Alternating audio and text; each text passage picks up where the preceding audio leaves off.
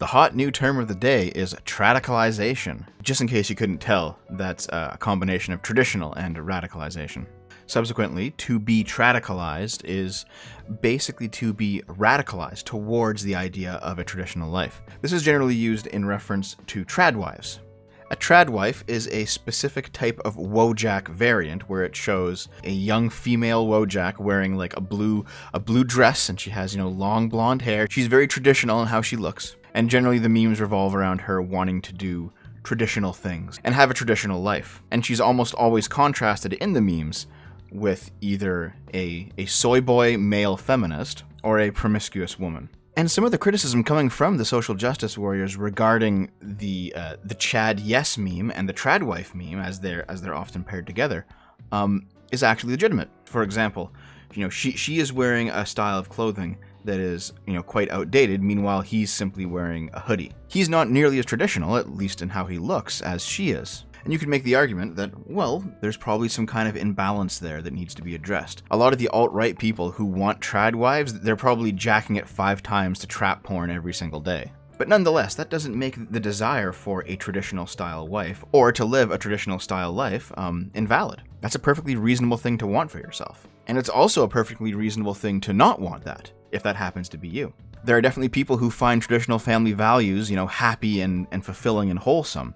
And they do really want to have kids, and they basically want to cultivate this specific type of life. And then there are people who aren't cut out for that. There are people for whom the family structure might seem oppressive because they were actually abused by their parents or something. There are people who feel like they don't want to have children because that's just not their life path. But just because someone wants something that is traditional doesn't mean that they're evil. And in fact, we've got this article from the BBC called "Why I Submit to My Husband Like It's 1959. And the Twitter intro to this article is quite interesting. We'll introduce you to a trad wife, a young woman who has chosen to be a traditional wife, staying at home to take care of the household chores while her husband works, and she is fine with submitting to her husband as he makes the key decisions in their lives. And the actual story itself is literally just like a look into the life of somebody who lives like this, and it's not all that interesting because I think we all know how people like this live, at least on some level. But the blowback that this got was incredible. Who needs YouTube rabbit holes when you have the BBC broadcasting literal white supremacist propaganda? Race isn't really a factor in terms of the story behind that article. And you really have to wonder what kind of headspace you're in when you think that, like, your mother making you breakfast before she brings you to school, or your mother making you dinner after you come home, or that the woman doing any kind of domestic work at all, that's white supremacy. I've heard the argument that it's anti-feminist now for at least 20 years, but white supremacy? What happens to all of those various families who are made up of non-white women who do this? What about all of those Muslim families where women are forced to do this? Are they white supremacist, Becca? Of course, keep in mind, this person here, Becca Lewis, she was the one who wrote Alternative Influence, broadcasting the reactionary right on YouTube. That ridiculous report a couple of years ago that basically branded anybody who talks to alt-right figures as alt-right themselves. Like Ben Shapiro, the notorious white supremacist Jew, or Joe Rogan, or Sargon, or any of these other people. They're all just alt-right, according to this person. However, Becca did feel a need to explain her position. For those in my comments who don't seem to know, so-called trad wives are white supremacist women who devote themselves to domestic duties in the service of perpetuating the white race. It is a dog whistle meant to sound less white supremacist than it is. Again, what happens when a bunch of non-white women do this? I didn't know that if you take like 2 brown people and then they have a kid, but at the same time the woman is doing household chores, the kid comes out white. I guess race really is a social construct. But we really have reached that point of madness where a woman who stays at home and, vacuums or brings out the garbage or cooks or cleans or whatever, that's white supremacy now. Any form of traditionalism, especially if a woman's doing it, is white supremacy. It's Nazism. It's the alt-right. Trad wives, the new trend for submissive women, has a dark heart and history. A certain kind of housewife has found social media and is airing the details of their fight with feminism. But maybe they should tone it down a notch. Oh, really? So you crazies can post the most ridiculous bullshit on Twitter, the most radicalized, insane propaganda, calling for the deaths of your political opponents, calling for violent revolution against capitalism, and the putting down of counter-revolutionary elements within society. But when a woman says she wants to stay at home and make a cake or something, Now you've gone too far on the internet. Holy shit. Rather awkwardly for the British tradwives, who like to suggest their movement is just about dressing in Cath Kidston and letting their husband choose where they're going on holiday. In the US and elsewhere, it is very much part of the alt-right movement. It is especially popular among white supremacists, who are extremely down with the message that white women should submit to their husband and focus on making as many white babies as possible. British tradwives insist this has nothing to do with them.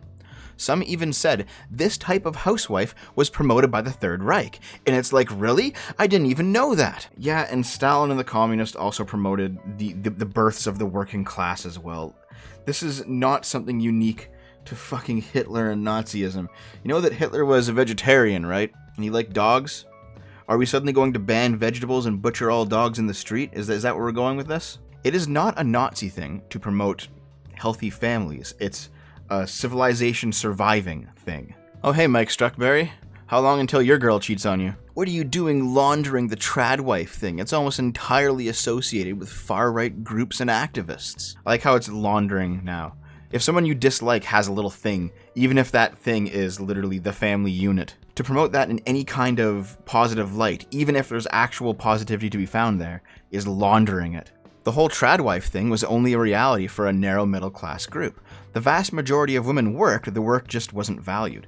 There's actually some point to this. I do know that back when the 1950s style housewife was in full swing, there were a lot of poor women who just couldn't afford to do that, you know? Like, there wasn't enough money floating around in the household, so they had to get jobs too. But this is where the feminists got it wrong. Staying at home and caring for the house and raising a family, that was a privilege. It was not an oppression. Women were not oppressed when they did that. Well, maybe some of them were. You know, I'm sure there were cases where some women just weren't cut out for that sort of thing and didn't want to do it, and they were forced into it. But most women, it was a luxury to not have to work outside the home. Because working outside the home, unless you're like doing something exceptional, it sucks. And that whole the work just wasn't valued thing, well, one, when poor women worked outside the house, they got paid, so it was obviously valued at something. And two, there has been this other movement going around for a few years now, where women who are housewives say that they should be paid these certain wages for doing all of these various household chores for the man. And it's like, well, that is what your work would be valued if you were getting paid. Fair enough, because you know work done domestically, it's still real work and it still has value. But the reason that you're not paid is because the man is not your boss and he's not hiring you. You're working together as a team. Nobody pays me when I do my own dishes, and nor do I expect it to be paid. It's what you do to have a life. And that isn't the only problem with the whole tradwife thing. There are some other ones. I have an article out next month on the increasing expectations of financial independence on divorce. Anyone who thinks being a tradwife sounds good, it's not quite as good if you get divorced 15 years down the line and have a limited earning capacity. I agree. If you're basically going to be completely submitting to somebody else, and therefore you lose years of your life in the job market, and then you're behind in your experience, you're behind in your training, you're behind in your schooling sometimes, and then the relationship falls apart. You are in a terrible situation. And I don't know, maybe depending on who you are and what your relationship is, you shouldn't be putting all your eggs in that basket. But at the same time, this tradwife thing, it is obviously for people who are already stable.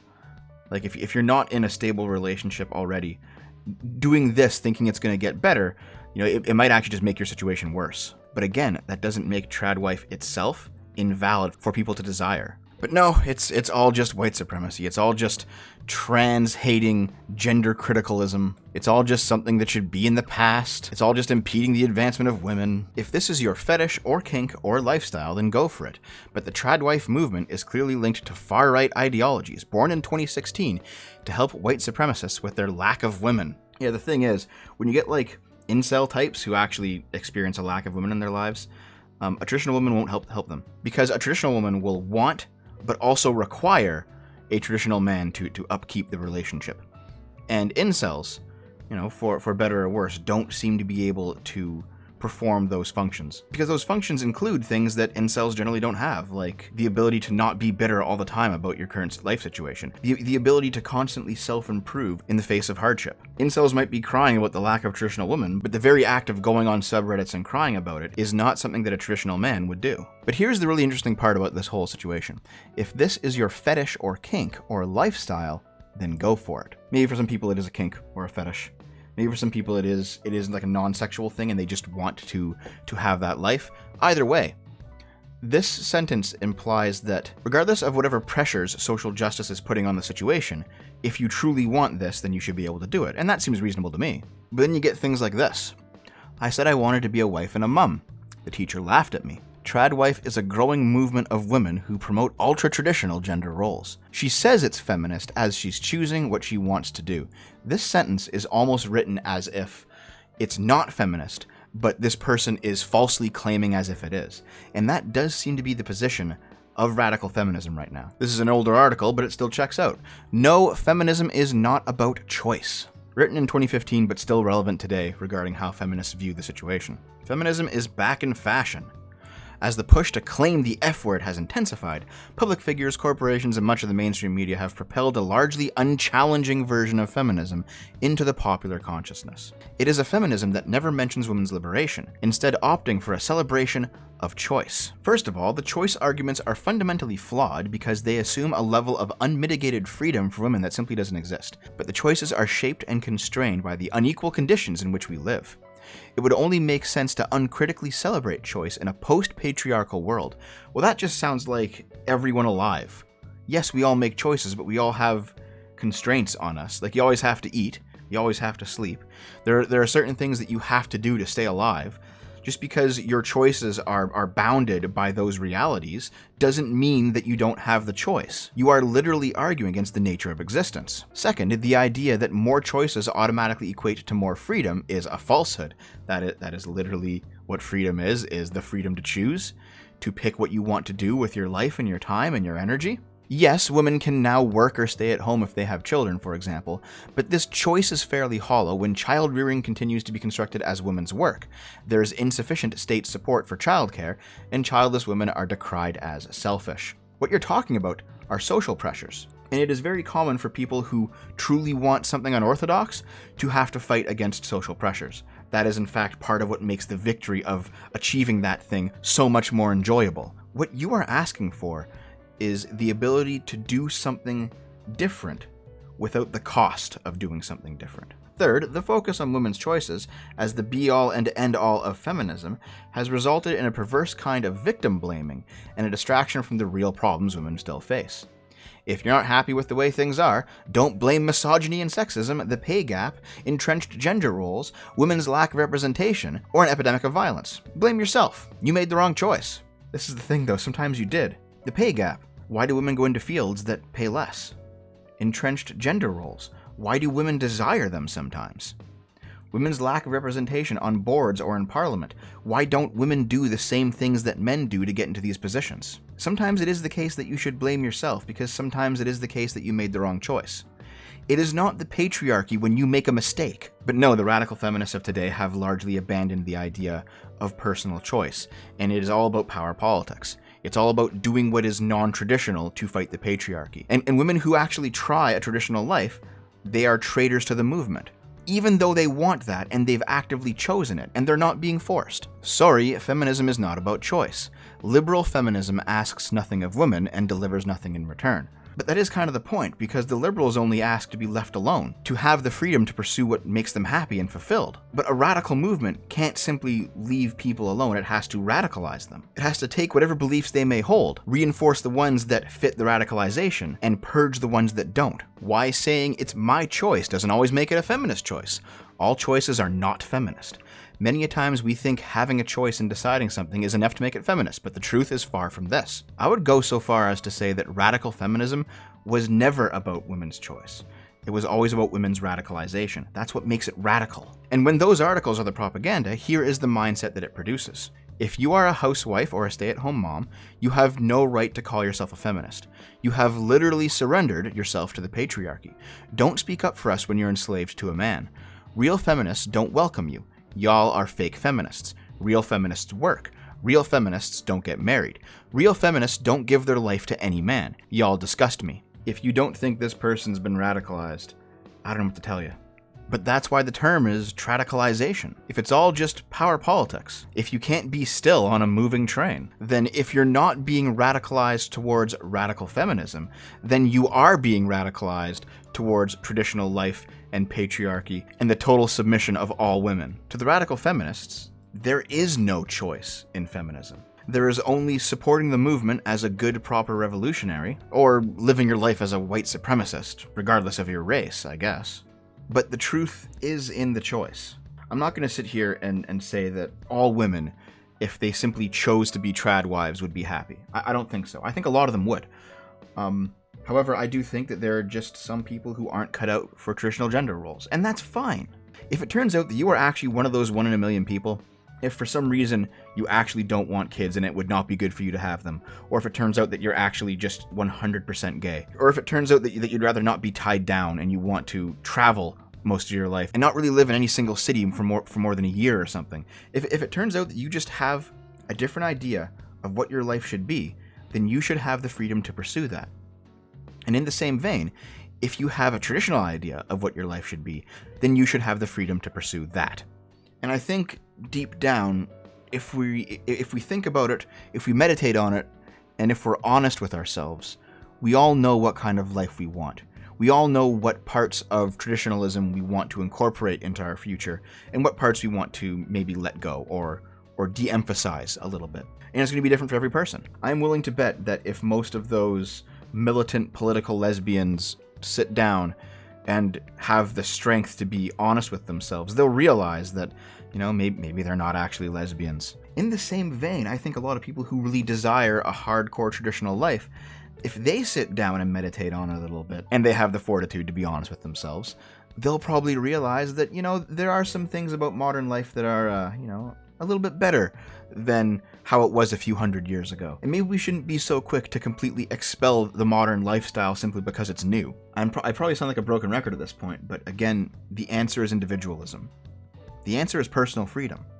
Figure out what you want in your life and go and do it. And don't let anybody tell you that you're a counter-revolutionary element or that you're a white supremacist because you're acting traditionally. And in the same vein, don't let anybody tell you that you're a degenerate because you do something that is a bit offbeat. Be honest with yourself and pursue whatever it is that will bring your life meaning. And don't let anyone tell you you should do anything else simply because of some political position. It's all bullshit.